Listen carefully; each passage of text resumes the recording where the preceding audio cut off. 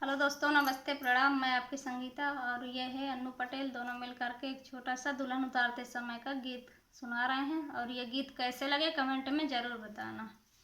ये मायका नहीं है ससुराल, दुल्हन जरा धीरे चलो। ये मायका नहीं है ससुराल, दुल्हन जरा धीरे चलो। ये मायका नहीं है ससुराल, दुल्हन जरा धीरे चलो। सासू की जो तुम सेवा करोगी, सासू की जो तुम सेवा करोगी, तुम्हें पाओगी माँ का प्यार। दुल्हन जरा धीरे चलो, तुम्हें पाओगी माँ का प्यार। दुल्हन जरा धीरे चलो। ये मायका नहीं है ससुराल, दुल्हन जरा धीरे चलो।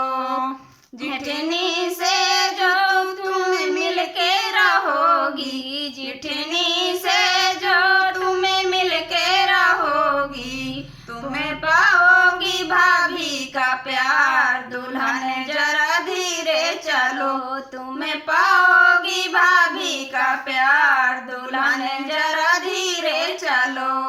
ये मायका नहीं है ससुराल, दुल्हन जरा धीरे चलो।